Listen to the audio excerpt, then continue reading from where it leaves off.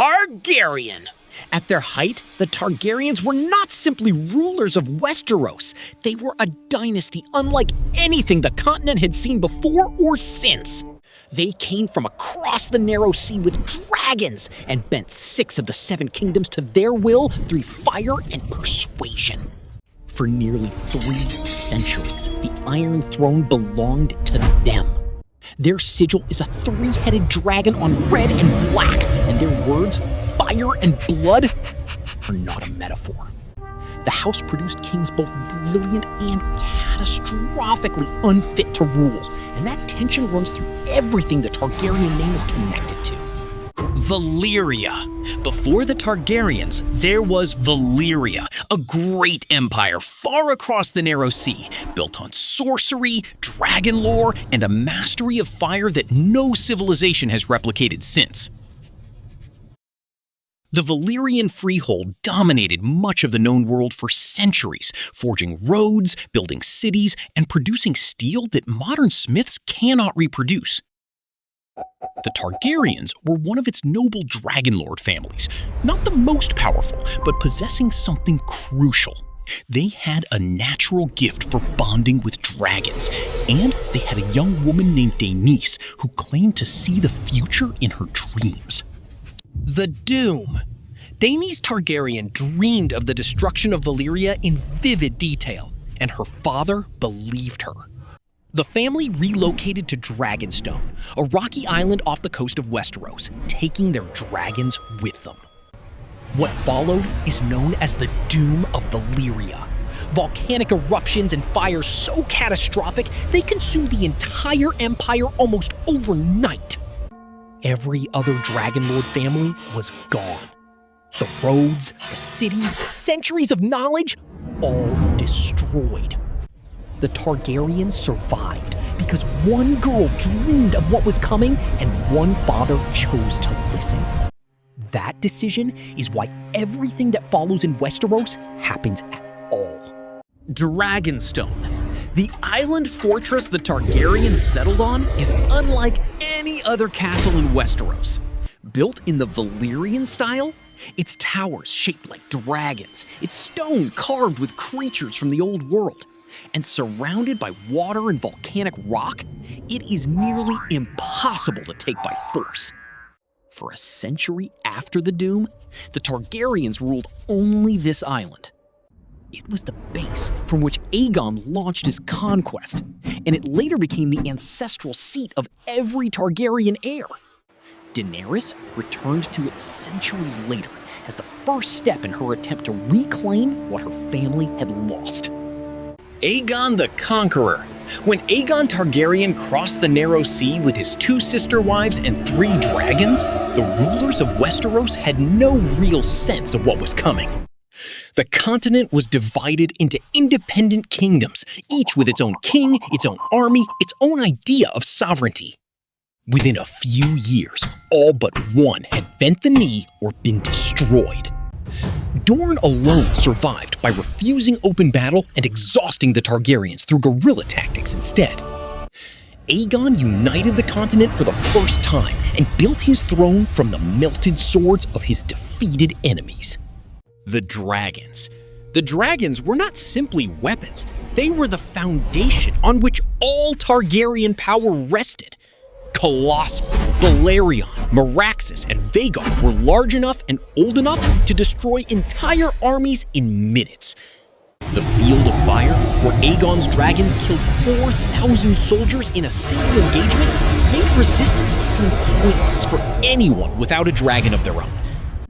Over the following generations, the Targaryen dragons died one by one, through wars, the Dragon Pit Fire, and the civil conflict known as the Dance of the Dragons, until eventually, none remained at all.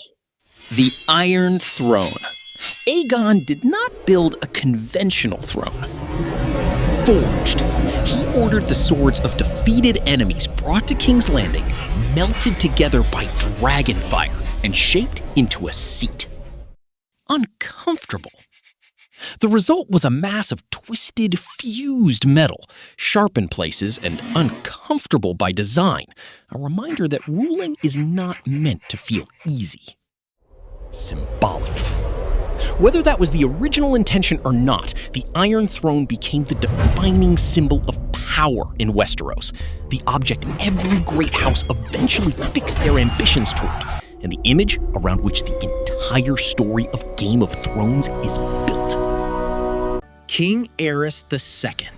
The collapse of Targaryen rule can be traced directly to one man. Aerys II began his reign with genuine promise, charming, ambitious, and eager to restore the kingdom's reputation. But a paranoia that had surfaced in Targaryens before him slowly consumed everything. He became obsessed with wildfire, spoke openly of burning traitors, and trusted almost no one. When Ned Stark's father and brother traveled to King's Landing to demand answers after Rhaegar took Lyanna Stark, Aerys had them both executed without trial. That single act turned the great lords of Westeros against the dynasty and made the rebellion that followed almost unavoidable. Robert's Rebellion. The war that ended Targaryen rule lasted roughly a year and a half. Ned Stark, Robert Baratheon, Jon Arryn, and House Targaryen led the alliance, and the fighting swept through the Riverlands and Stormlands before reaching King's Landing. The decisive moment came at the Battle of the Trident, where Robert killed Rhaegar in single combat. Afterward, the Lannister army entered King's Landing under the pretense of defending it and sacked the city instead. Jaime Lannister killed Aerys before he could ignite caches of wildfire hidden beneath the streets. The dynasty fell not with a heroic stand, but with a mad king cut down by his own Kingsguard. Rhaegar Targaryen. He is the Targaryen who never became king, and his absence shapes the entire story. Gifted. Rhaegar was gifted, a warrior, a musician, and someone widely regarded as thoughtful and principled. And many who served him believed he would have been a very different ruler from his father. His decision to take Lyanna Stark triggered the rebellion that destroyed his house. He died at the Trident before he could become what people had hoped for. What makes his story so central is that his son, raised as Ned Stark's bastard, carried both Stark and Targaryen blood without ever knowing it. Daenerys Targaryen. She was born during a storm on Dragonstone the night her family fled into exile and spent her entire childhood moving across the narrow sea. Her brother Viserys kept the dream of reclaiming the throne alive through obsession and cruelty, treating the Targaryen name as constant pressure on Daenerys. Everything changed when she walked into a funeral pyre and emerged unharmed with 3 hatched dragons. From that point, she built armies, alliances, and a reputation that traveled ahead of her. By the time she reached Westeros, she commanded the Unsullied, the Dothraki, and 3 fully grown dragons. What she chose to do with that power remains the most debated ending in the entire series. Jon Snow. For most of the series, Jon Snow believed himself to be Ned Stark's illegitimate son, a man with no great claim and no inheritance. The truth was buried at enormous personal cost to Ned, who kept the secret to protect a child who would have been killed the moment his bloodline was known.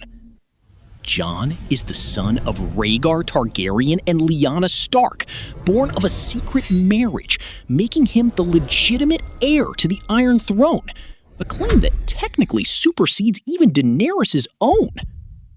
When the truth finally surfaces, it does not free him. It fractures everything around him and leads to the most painful decision he makes in the entire story.